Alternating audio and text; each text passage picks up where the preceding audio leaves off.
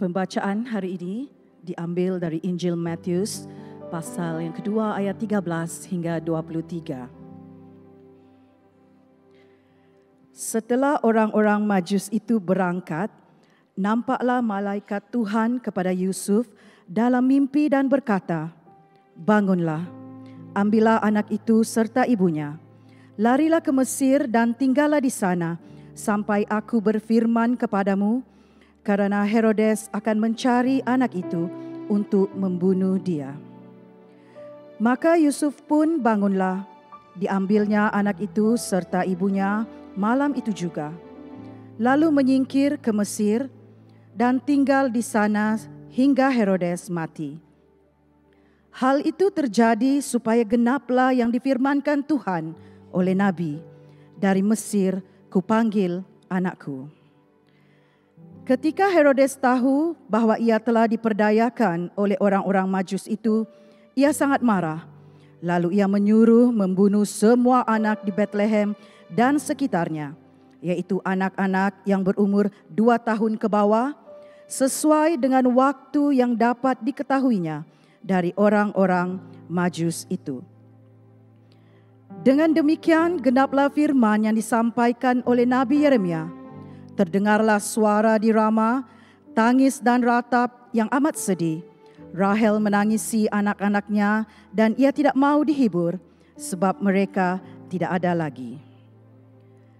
Setelah Herodes mati, nampaklah malaikat Tuhan kepada Yusuf dalam mimpi di Mesir. Katanya, "Bangunlah, ambillah anak itu serta ibunya dan berangkatlah ke tanah Israel. Kerana mereka yang hendak membunuh anak itu sudah mati." Lalu Yusuf pun bangunlah, diambilnya anak itu serta ibunya dan pergi ke tanah Israel. Tetapi setelah didengarnya bahwa Archelaus menjadi raja di Yudea menggantikan Herodes, ayahnya, ia takut ke sana. Kerana dinasihati dalam mimpi, pergilah Yusuf ke daerah Galilea. Setibanya di sana, ia pun tinggal di sebuah kota yang bernama Nazaret. Hal itu terjadi supaya genaplah firman yang disampaikan oleh nabi-nabi, bahwa ia akan disebut orang Nazaret. Demikianlah firman Tuhan.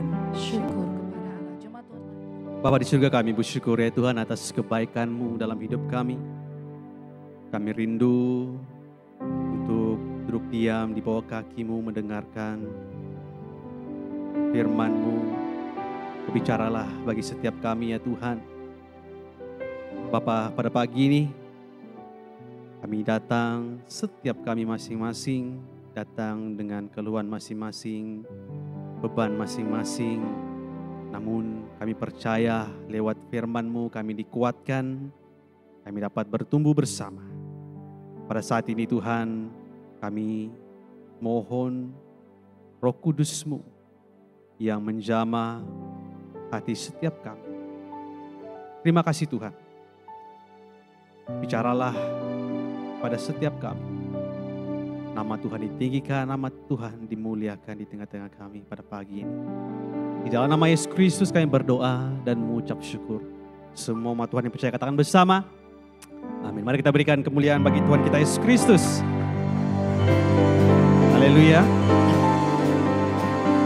Dipersilakan duduk semuanya. Sekali lagi shalom. Syukur puji Tuhan, hari ini kita dapat ada kesempatan sekali lagi untuk kita beribadah bersama-sama. Dan saatnya untuk kita belajar akan firman Tuhan pada pagi ini. Dengan tema pada minggu ini adalah Mesias yang dijanjikan. Dan seperti yang sudah dimaklumkan pada minggu sebelum ini, kita akan memulakan siri pelajaran daripada Injil Matius. Dan pada minggu lalu kita telah belajar mengenai silsilah Yesus. Bagaimana daripada nenek moyang Yesus hingga kembali kepada Yesus. Dan kita melihat bagaimana Ia menunjukkan itu semua adalah penggenapan akan janji Tuhan. Di mana ada penyelamat yang lahir, yang datang ke dunia, yang menebus kita daripada dosa. Dan kita juga telah melihat bagaimana dalam silsilah Yesus ia mencerminkan akan kesetiaan Allah di dalam hidup manusia dan kesetiaan Allah di dalam rencananya untuk menyelamatkan semua umat manusia. Dan ini juga menegaskan bahwa Yesus merupakan rancangan mutlak, yaitu campur tangan ilahi, di mana Yesus dia adalah Mesias yang sudah dijanjikan. Dan di dalam pasal ini, seperti yang sudah dibacakan sebentar tadi, kita masih berada dalam bagian yang pertama di dalam gambaran keseluruhan, yaitu Injil Matius, yaitu tentang keterangan mengenai Mesias. Ataupun yang menunjukkan, bukti-bukti yang menunjukkan akan nubuatan dalam perjanjian lama itu merujuk kepada Yesus Kristus dan Yesus menggenapi akan nubuatan itu. Dan dalam pasal ini juga fokus Matius masih menunjukkan kepada kita bahwa Yesus Kristus adalah Mesias yang dijanjikan. Dan Matius menunjukkan sedikit sebanyak kepada kita dalam pembacaan ini. Kalau kita melihat sebenarnya Matius dia menunjukkan kepada kita bagaimana cara untuk kita membaca Alkitab Perjanjian Lama. Adakah kita sadar bahwa sebenarnya sewaktu kita membaca Alkitab kita dalam Perjanjian Lama itu semua sebenarnya menunjuk atau mengarah kepada Yesus Kristus. Dan inilah yang Matius coba untuk tunjukkan. Dan dalam pasal ini juga kita akan melihat di mana ada nubuatan-nubuatan dalam Perjanjian Lama menafsirkan sejarah Israel dan mendedahkan rancangan Allah untuk menyelamatkan dunia. Nah, Yesus pernah berkata kepada murid-muridnya di dalam Lukas pasal 24 ayat 44, Yesus berkata begini, "Inilah perkataanku yang telah kukatakan kepadamu ketika aku masih bersama-sama dengan kamu, yakni bahwa harus digenapi semua yang ada tertulis tentang aku dalam kitab Taurat Musa dan kitab Nabi-Nabi dan kitab Mazmur." Dan Yesus sendiri mengatakan, dia datang untuk menggenapi semua nubuatan itu. Dalam arti kata lain sebenarnya saudara-saudara dalam Kristus, seluruh isi kandungan kitab suci Alkitab itu merujuk kepada Yesus. Yaitu Mesias yang dijanjikan. Dan ada banyak nubuatan yang Yesus telah genapi dalam Perjanjian Lama. Ada banyak sekali. Dan Perjanjian Lama bukan saja mendedahkan Yesus dalam bentuk nubuatan. Sebagai contoh kalau kita melihat dalam Yesaya 9 ayat 5, nubuatan mengatakan, "Sebab seorang anak telah lahir untuk kita, seorang putra telah diberikan untuk kita, dan namanya disebut orang penasihat ajaib, Allah yang perkasa, Bapa yang kekal, Raja damai." Nah, tetapi sebenarnya saudara-saudara dalam Kristus, Perjanjian Lama juga bukan hanya mendedahkan Yesus dari segi nubuatan para nabi, tetapi Perjanjian Lama juga mendedahkan dia, yaitu Mesias melalui yang namanya tipologi. Tipologi, oke? Katakan bersama, tipologi. Nah, apakah itu tipologi? Oke? Nah, tipologi merujuk kepada orang atau tempat, objek, atau peristiwa lampau yang meramalkan atau mengarah kepada Kristus Yesus dan karyanya. Ataupun secara ringkas, ia merupakan benda, orang, peristiwa yang ada dalam Perjanjian Lama yang merujuk kepada Yesus. Ataupun pendek katanya, kita boleh katakan bahwa kita dapat melihat ada persamaan di dalam Perjanjian Lama dan juga Perjanjian Baru. Sehingga Perjanjian Lama itu sebenarnya menunjukkan kita bahwa Yesuslah Mesias yang dijanjikan. Yesuslah Juru Selamat yang dijanjikan. Itulah tipologi.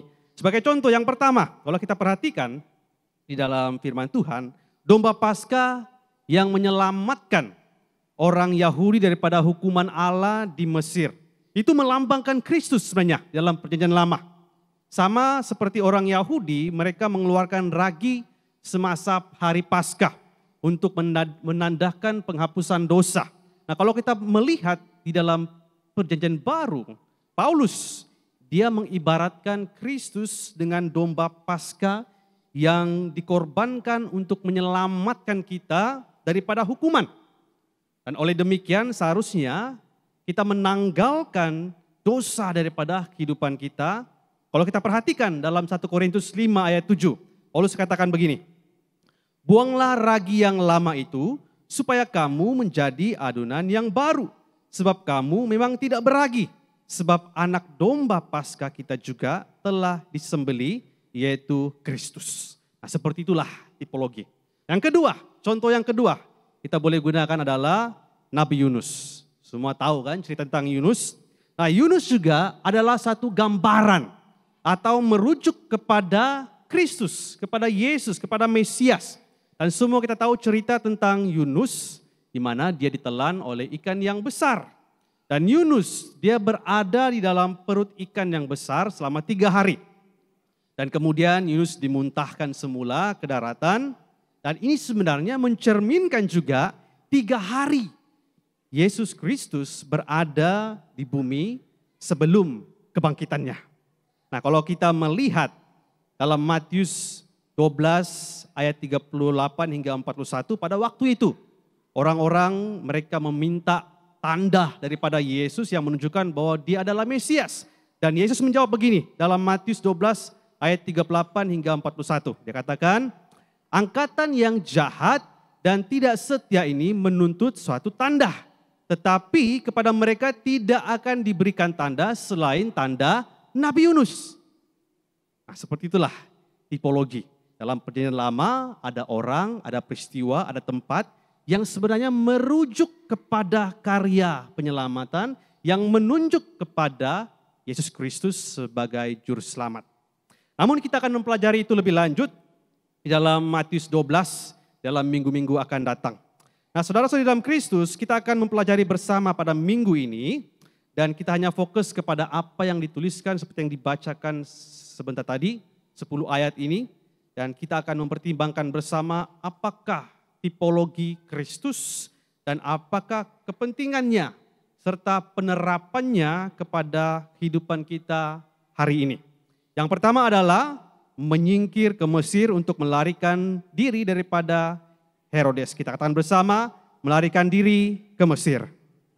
Diri ke Mesir. Dalam ayat 14 hingga ayat yang ke-18 berkata, maka Yusuf pun bangunlah. Diambilnya anak itu serta ibunya malam itu juga. Lalu menyingkir ke Mesir. Dan tinggal di sana sehingga Herodes mati. Hal itu terjadi supaya genaplah yang difirmankan Tuhan oleh Nabi. Dari Mesir kupanggil anakku. Ketika Herodes tahu bahwa ia telah diperdayakan oleh orang-orang Majus itu, ia sangat marah. Lalu ia menyuruh membunuh semua anak di Bethlehem dan sekitarnya, yaitu anak-anak yang berumur 2 tahun ke bawah, sesuai dengan waktu yang dapat diketahuinya dari orang-orang Majus itu. Dengan demikian genaplah firman yang disampaikan oleh Nabi Yeremia, terdengarlah suara di Rama, tangis dan ratap yang amat sedih. Rahel menangisi anak-anaknya, dan ia tidak mau dihibur sebab mereka tidak ada lagi. Nah, di dalam ayat yang ke-14 kita dapat membaca bagaimana Yusuf dan keluarganya mereka mencari perlindungan. Mereka berlindung di Mesir karena pada waktu itu Herodes memerintahkan untuk semua bayi di Israel dibunuh pada waktu itu. Dan untuk pengetahuan kita semua, menurut sumber-sumber lain yang ada, Raja Herodes sebenarnya seorang yang gila kuasa. Dan dia begitu cemburu terhadap saingan-saingan ataupun pribadi-pribadi yang berpotensi untuk menjatuhkan dia. Sehingga untuk pengetahuan kita semua dikatakan juga, ada sumber mengatakan juga, dia sanggup membunuh 3 orang anak lelakinya sendiri yang dikatakan berkomplot untuk menjatuhkan dia. Bayangkan berapa jahatnya Raja Herodes itu. Dan oleh demikian, arahan Raja Herodes ini untuk membunuh semua anak laki-laki yang berumur 2 tahun dan ke bawah itu membuktikan bagaimana sikapnya sebenarnya serupa dengan Fir'aun di dalam Perjanjian Lama. Kalau kita mengingat peristiwa di mana Musa juga demikian. Dan setelah kita melihat saudara dalam Kristus, Yesus dilarikan ke Mesir supaya dia diselamatkan daripada Raja Herodes. Seharusnya kita juga melihat tipologi Kristus dan juga Musa. Apakah persamaan di antara Kristus, Yesus, dan juga Musa? Nah, terdapat banyak persamaan sebenarnya di antara Yesus dan juga Musa. Yang pertama, kalau kita perhatikan, Musa dan Yesus kedua-duanya dilahirkan pada masa-masa yang berbahaya. Mengapa? Karena kedua-duanya hampir dibunuh oleh raja yang jahat, yaitu Firaun dan juga Herodes, mana berusaha untuk membunuh bayi yang berumur 2 tahun ke bawah pada waktu itu. Yang seterusnya juga persamaan Musa dan Yesus adalah ini. Musa sama seperti Yesus juga melakukan mukjizat, seperti menyediakan roti mana di padang gurun. Kalau kita perhatikan dalam Keluaran 16, yang mana di dalam Perjanjian Baru juga mempunyai persamaan dengan peristiwa Yesus memberi makan 5.000 orang. Kalau kita perhatikan dalam Yohanes 6. Dan Musa dan Yesus juga, mereka juga mempunyai satu hubungan, perbualan yang intim dengan Allah. Nah, Alkitab mengatakan dalam Keluaran 33 ayat 11 bahwa Tuhan berbicara kepada Musa dengan berhadapan muka seperti seorang berbicara kepada temannya. Nah, Yesus juga mempunyai hubungan yang istimewa dengan Allah. Nah, bagaimana? Kalau kita perhatikan dalam Matius 11 ayat 27 berkata begini, "Tidak seorang pun mengenal anak selain Bapa. Dan tidak ada seorang pun mengenal Bapa selain anak." Dan dalam Yohanes 10 ayat 15 berkata begini, "Sama seperti Bapa mengenal aku mengenal Bapa." Itu yang dikatakan oleh Yesus. Dan kita dapat melihat hubungan yang dekat dengan Allah. Persamaan antara Yesus dan juga Musa. Dan seterusnya, apakah persamaan lain adalah ini. Musa dan Yesus juga turut menghadapi cabaran yang sama. Apakah cabaran mereka? Mereka diutus kepada orang-orang yang kebanyakannya menolak mereka dan tidak mau mendengarkan mereka. Dan kedua-dua Musa dan Yesus juga membebaskan umat Allah. Musa memimpin orang Israel keluar daripada perhambaan secara fisikal di Mesir. Dan Yesus memimpin pengikut-pengikut Allah untuk keluar daripada perhambaan rohani, yaitu dosa. Dan ini menunjukkan kuasa yang lebih besar. Dan ini kita sudah pelajari pada minggu lalu, yaitu Yesus lebih besar daripada Musa. Kalau kita ingat, pada minggu lalu kita belajar bersama-sama. Dan di dalam Perjanjian Lama, Musa juga sebenarnya, dia bahkan bernubuat bahwa akan ada seorang nabi yang sama seperti dia yang akan datang. Dan Israel harus patuh kepada nabi ini. Nah, mari kita melihat di dalam Ulangan 18 ayat 15 hingga 19. Seorang nabi dari tengah-tengah kamu, dari antara saudara-saudaramu sama seperti aku, akan dibangkitkan bagimu oleh Tuhan Allahmu. Dialah yang harus kamu dengarkan, tepat seperti yang kamu minta dahulu kepada Tuhan Allahmu di Gunung Horeb. Pada hari perkumpulan dengan berkata, "Tidak mau aku mendengar lagi suara Tuhan Allahku, dan api yang besar ini tidak mau aku melihatnya lagi, supaya jangan aku mati." Lalu berkatalah Tuhan kepadaku, "Apa yang dikatakan mereka itu baik. Seorang nabi akan kubangkitkan bagi mereka dari antara saudara mereka, seperti engkau ini. Aku akan menaruh firmanku dalam mulutnya, dan ia akan mengatakan kepada mereka segala yang kuperintahkan kepadanya."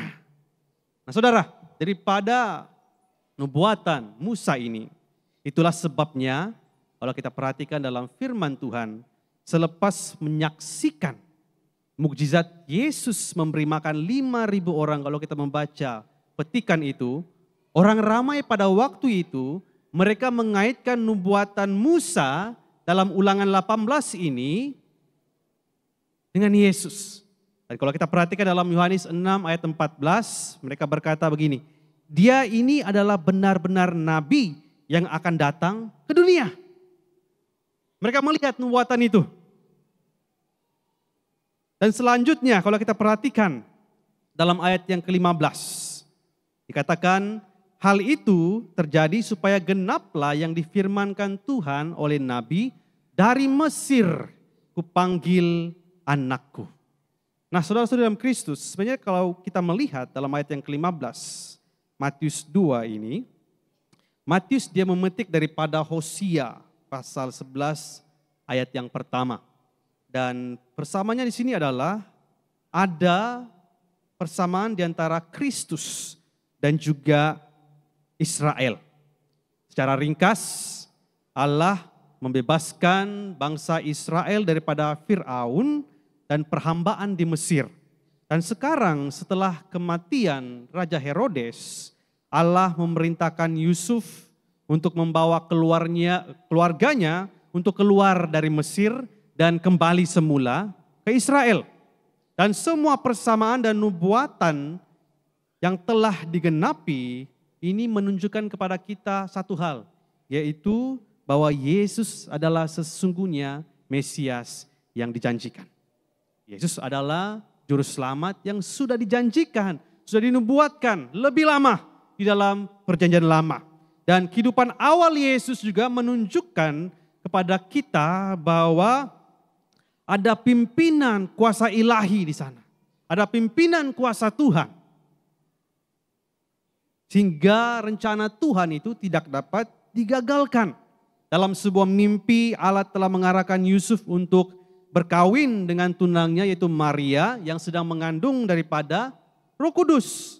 Dan sebuah bintang juga kalau kita melihat telah memimpin orang-orang Majus yang merupakan bukan orang Yahudi untuk menyembah Raja segala bangsa, yaitu Yesus Kristus. Dan mereka juga orang-orang Majus juga diperingatkan dalam sebuah mimpi supaya mereka tidak kembali kepada Raja Herodes. Dan kemudian kalau kita perhatikan Allah juga campur tangan untuk melindungi Yesus daripada usaha kejam Herodes untuk membunuh Yesus, Mesias yang dijanjikan.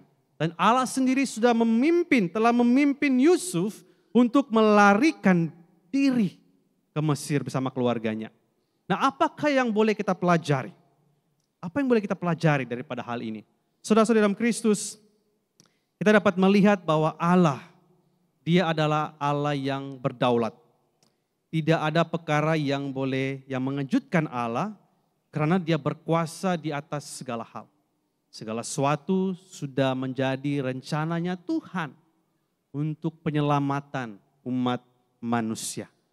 Meskipun Raja Herodes ada niat jahat, tetapi rancangan Allah tetap berhasil.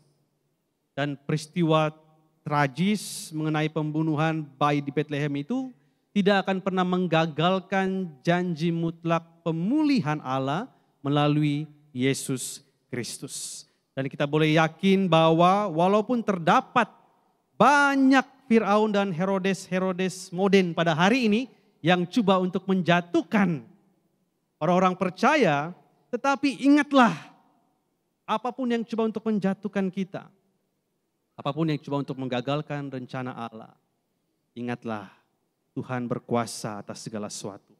Tuhan memegang kendali hidup kita. Waktu Tuhan pasti yang terbaik. Tuhan sudah menentukan segala-galanya dalam hidup kita, rencananya dalam hidup kita. Dan inilah yang kita boleh pelajari. Dan semasa kita meneruskan pembacaan, kalau kita melihat Matius dia menyimpulkan kelahiran dan kehidupan awal Yesus dalam ayat yang 23. Dikatakan, setibanya di sana, ia pun tinggal di sebuah kota yang bernama Nazaret. Hal itu terjadi supaya genaplah firman yang disampaikan oleh nabi-nabi bahwa ia akan disebut orang Nazaret.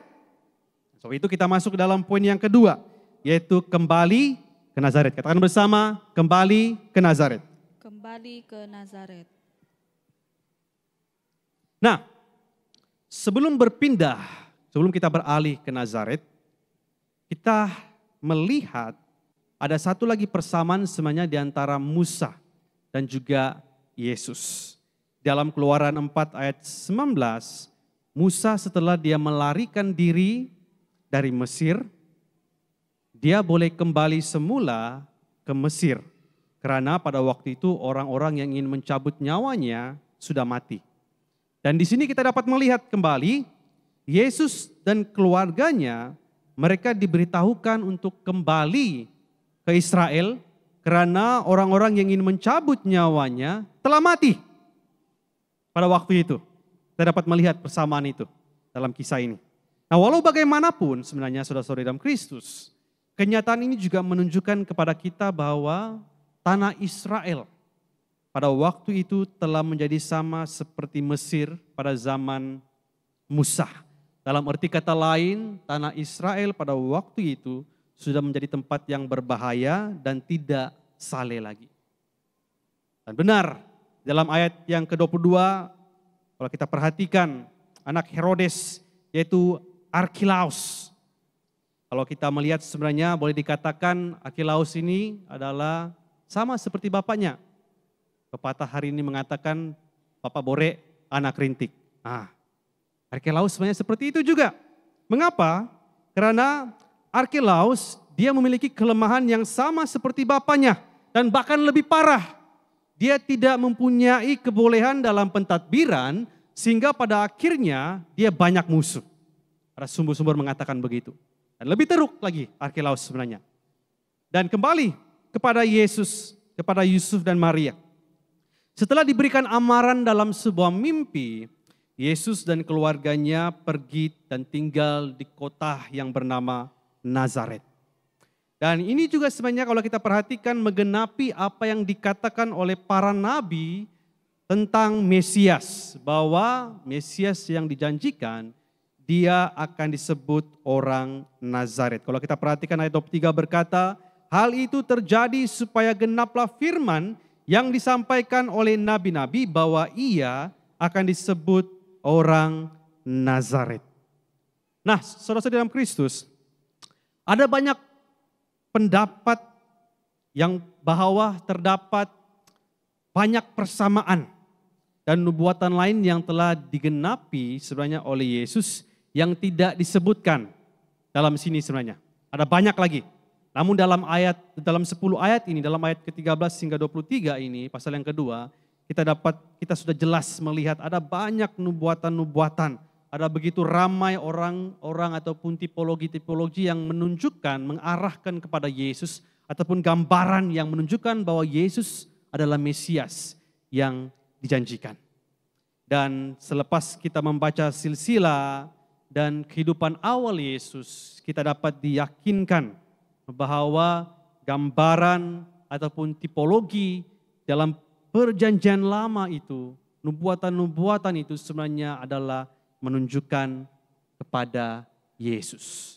Dan inilah yang coba Matius ingin jelaskan kepada penerima, pembaca-pembacanya.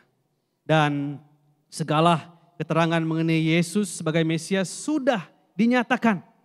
Dan ini juga menekankan bahwa Allah sebenarnya membentuk dan mengambil kendali seluruh sejarah di mana Kristus adalah sebagai tema utama dalam kitab suci. Yesuslah yang menjadi pusat Alkitab. Yesuslah yang menjadi pusat di dalam perjanjian lama maupun dalam perjanjian baru. Keseluruhan kitab suci adalah mengarahkan hidup kita kepada Yesus Kristus. Dan kedua, perjanjian lama dan perjanjian baru ini saling melengkapi antara satu dengan yang lain. Maka sebab itu saudara-saudara dalam Kristus sangat penting untuk kita membaca Alkitab. Bukan hanya sekadar baca perjanjian lama. Penting juga untuk kita kembali ke dalam perjanjian baru. Karena dalam perjanjian lama juga merujuk kepada perjanjian baru. Dan perjanjian baru juga merujuk kepada perjanjian lama. Saling berkaitan antara satu dengan yang lain. Dan oleh itu saudara-saudara Kristus, apakah artinya semua ini kepada kita? Apakah artinya semua ini? Yesus lahir, Yesus dinubuatkan. Yesus adalah Mesias yang dijanjikan. Apakah artinya kepada kita pada hari ini? Saudara, ada 3 hal yang ingin saya cadangkan kepada kita. Yang pertama ialah Mesias, yaitu Yesus Kristus. Ia datang bukan hanya kepada orang-orang Yahudi, tapi Yesus juga datang untuk kita semua. Semua kita. Katakan kepada kiri kananmu, Yesus datang untuk kamu. Yesus datang untuk kita. Yohanes 3 ayat 16 berkata, karena begitu besar kasih Allah akan dunia ini, sehingga ia telah mengaruniakan anaknya yang tunggal, supaya setiap orang yang percaya kepadanya tidak binasa, melainkan beroleh hidup yang kekal. Saudara, hanya melalui Yesus kita boleh hidup damai dengan Allah.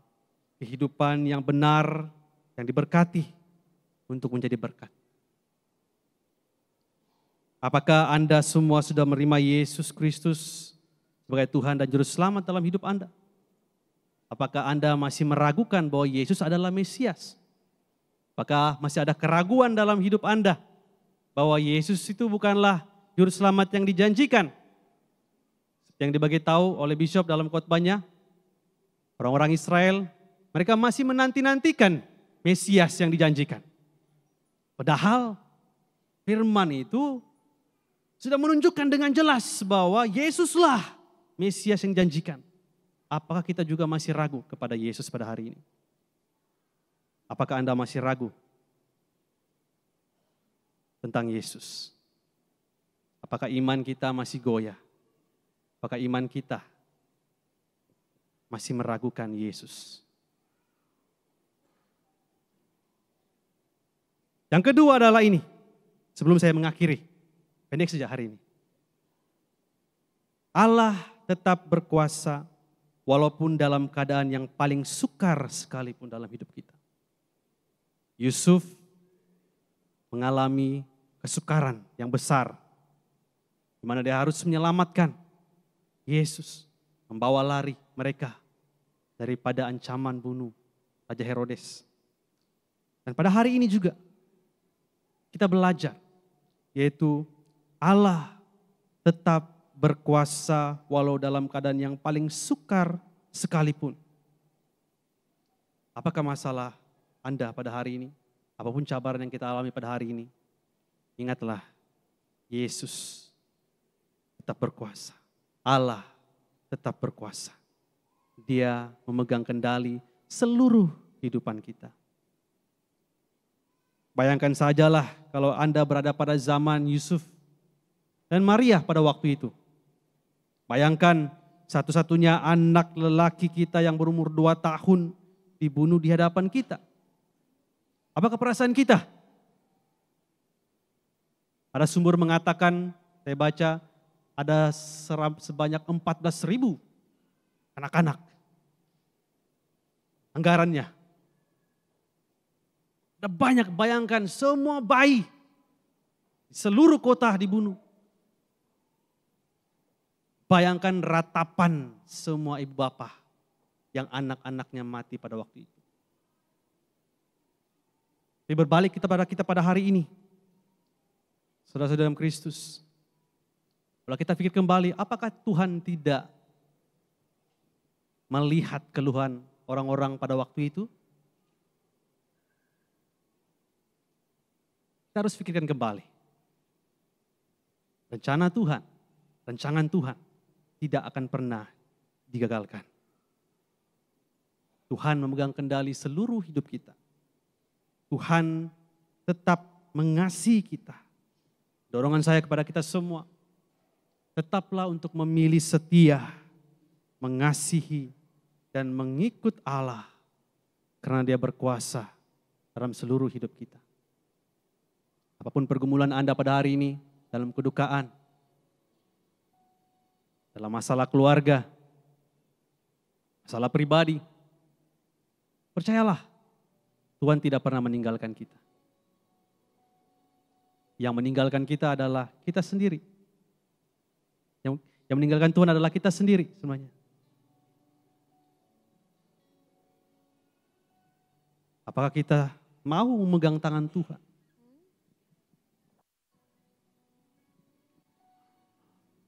Dan daripada firman Tuhan ini sebenarnya, satu hal yang saya pelajari adalah ini. Waktu Tuhan. pasti yang terbaik. Tuhan memegang segala hal.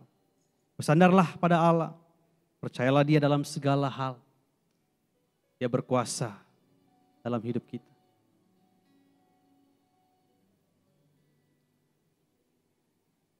Ada seorang bapak, tadi saya menyapa dia. Sebelum ini, dia kalau berjalan harus pakai tongkat. Jadi sebelum kebaktian saya ada bercakap dengan dia. Dan dia beri kesaksian. Beberapa waktu yang lalu ada pengkhotbah yang kita jemput dari luar. Dia mengajarkan doa. Dia didoakan. Rupanya dia juga adalah orang-orang yang disembuhkan. Pada hari ini dia tidak pakai tongkat lagi. Dia boleh berjalan seperti biasa.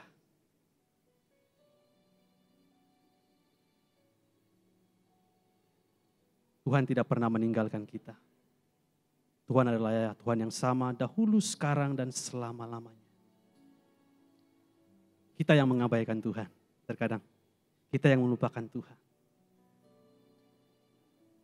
Dan saya mendorong kita semua juga pada hari ini. Bacalah seluruh Alkitab. Keseluruhannya. Dan kita akan melihat bagaimana pekerjaan Tuhan yang sungguh luar biasa. Sehingga itu semua mengarahkan kepada Yesus Kristus. Dan Alkitab merupakan sebuah kisah yang bersepadu tentang keselamatan Allah bagi dunia ini, bagi kita semua. Bacalah Alkitab, bacalah firman Tuhan. Dan akhir sekali, saya pikir ini adalah satu perkara yang penting untuk kita semua. Dalam Ibrani 9 ayat 28 berkata demikian. Demikian pula Kristus hanya satu kali saja mengorbankan dirinya untuk menanggung dosa banyak orang. Sesudah itu ia akan menyatakan dirinya sekali lagi tanpa menanggung dosa untuk menganugerahkan keselamatan kepada mereka yang menantikan Dia. Saudara, percayalah kepada Kristus sedemikian rupa sehingga kita juga akan tetap menanti-nantikan kedatangannya. Biarlah kita selalu mempunyai kerinduan yang mendalam untuk dekat dengan Yesus. Dekati Yesus. Carilah wajahnya. Hubungan yang dekat dengan Yesus. Yang intim dengan Yesus. Dan jadikanlah Yesus sebagai harta yang berharga. Sahabat sejati kita.